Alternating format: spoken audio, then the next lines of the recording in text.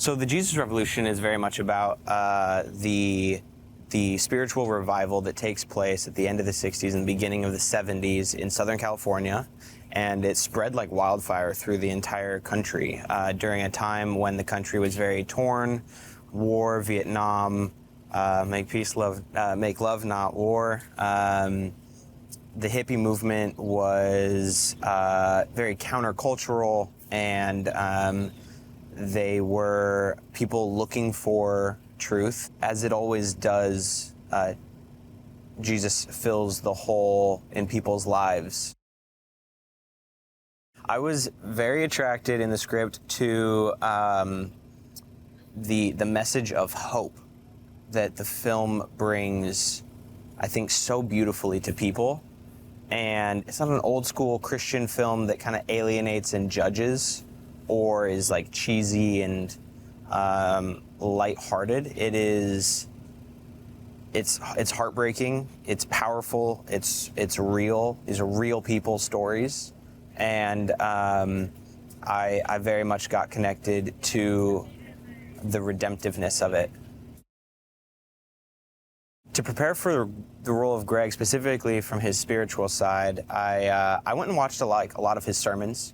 I just kind of wanted to see him like embody the pulpit, and like just watch how he connects with people.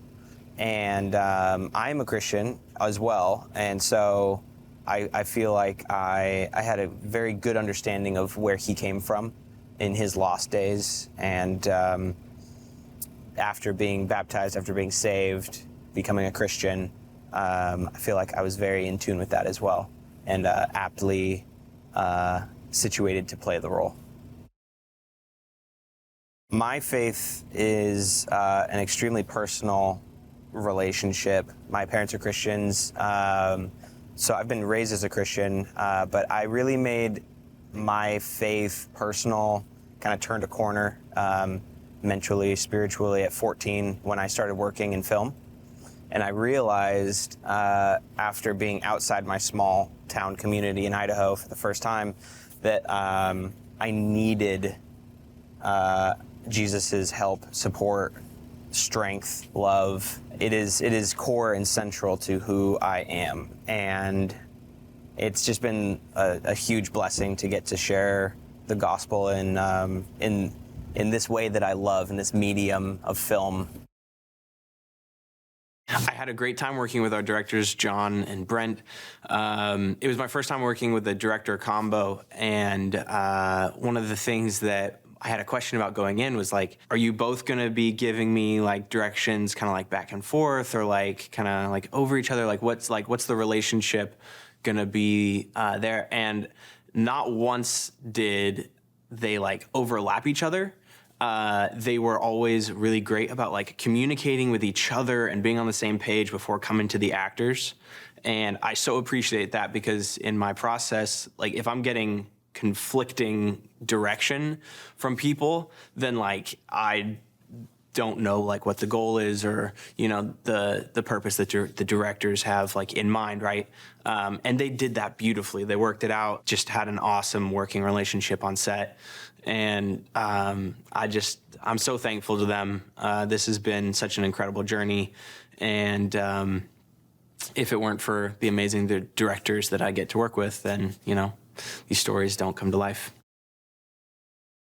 Working with Anna Grace Barlow was awesome. She is like a light on set, you know. She just really brings this joy and wit to Kathy that I think it was just like, it was perfect. We did a chemistry read together before she was cast, and I was already set as Greg, and I remember talking with Brent, our director, afterwards. I was like, yeah, I think it's Anna Grace. She just knocked it out of the park, and just did such an incredible job. And she was so fun to have on set. And she's one of those people that when you work with, it's always like a good day on set. So that's awesome.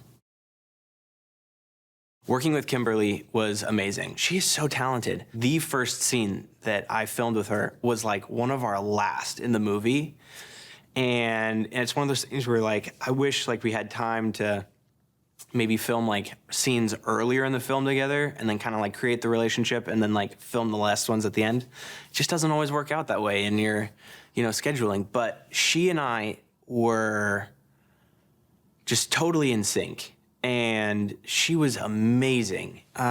Just wonderful, nuanced performance of Greg's mom and the hardships that that women went through back in that time period. She's just beautiful, beautiful performance in this film. Working with Jonathan Roumie was such an incredible time. He is very giving as an actor to work across from. He's very like confident in his work, and he just has an amazing process just to watch. As a fellow artist, I had an incredible time with him on set. Just getting to watch him do his thing. Really just wildly talented. He has a beautiful soul, and, collaboration and working with people and just getting to have really great conversation is kind of, in my experience of his work ethic, is just kind of at the heart of what he does. And I will always be honored that I got to work with him. Working with Kelsey Grammer is very exciting and humbling at the same time, which is funny to think about, but he is such a legend. He has so much like history in theater that his understanding of character and story is probably to the level of like no one else that I've ever worked with. He can just have lengthy conversations about Shakespeare and these huge, like beautifully, incredibly nuanced and detailed works of art. Just like with no one else, like I can't even think of another person that I can have those conversations with. And I just like to listen to him. He is so wise and has so much history in film. And I look up to him. I respect him. I honor him.